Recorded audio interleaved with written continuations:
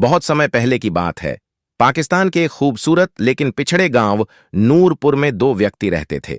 एक था अकबर और दूसरा फहीम खान। अकबर एक मेहनती, ईमानदार और नेक दिल किसान था।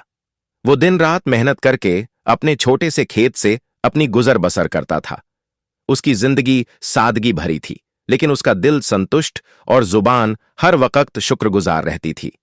गांव के लोग उसे इज्जत की नजरों से देखते थे, क्योंकि वो खुददार था और हमेशा दूसरों की मदद को तैयार रहता था। दूसरी तरफ फहीम खान एक रईस सज्जादा था। उसके पूर्वज बड़े जमींदार थे और उन्होंने गांव की आधी जमीन पर कब्जा कर रखा था।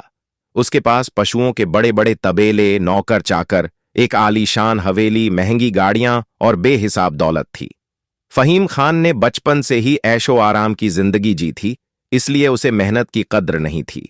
वह घमंड में डूबा हुआ, घमंडी और दूसरों को तुच्छ समझने वाला इंसान बन चुका था। एक दिन की बात, गर्मियों का मौसम था। धूप तेज थी, लेकिन किसान अपने अपने खेतों में काम में जुटे हुए थे।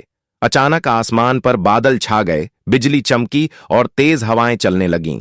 किसानों ने समझ लिया कि तूफानी बारिश आने वाली है, इसलिए उन्होंने तेजी से अपनी फसलें बचाने की कोशिश शुरू कर दी। अकबर भी अपने खेत में था। वो अकेला ही अपनी बैलगाड़ी में फसल लाद रहा था। उसी वक्त फहीम खान भी अपनी कीमती जीप में बैठा खेतों का मुआयना करने आया।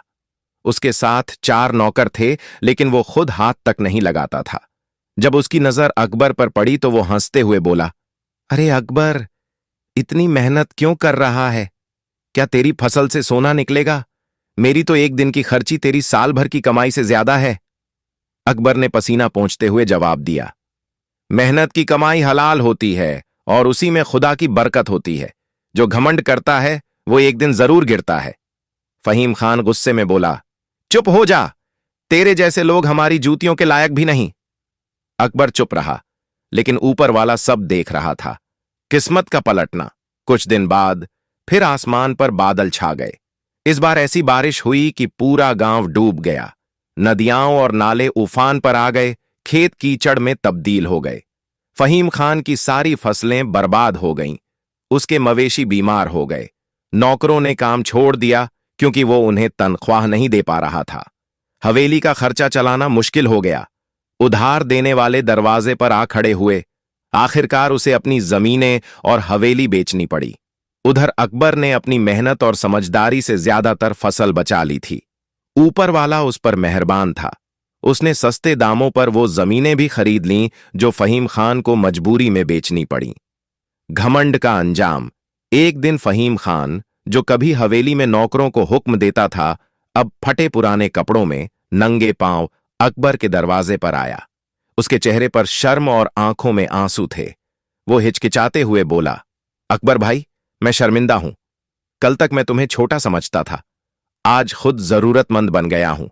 अगर मुमकिन हो तो मुझे कोई काम दे दो ताकि इज्जत से जी सकूं। अकबर की आंखों में भी आंसू आ गए। उसने फहीम को सहारा दिया, अपने घर ले गया, खाना खिलाया और कहा, खुदा ने मुझे दिया है तो मैं क्यों ना दूं? ये जमीनें, ये दौलत सब फानी है। इंसान वही बड़ा है जो विनम्र हो। कभी घमंड नहीं करना चाहिए, क्योंकि घमंड का सिर हमेशा नीचा होता है। फहीम खान फूट फूट कर रोने लगा।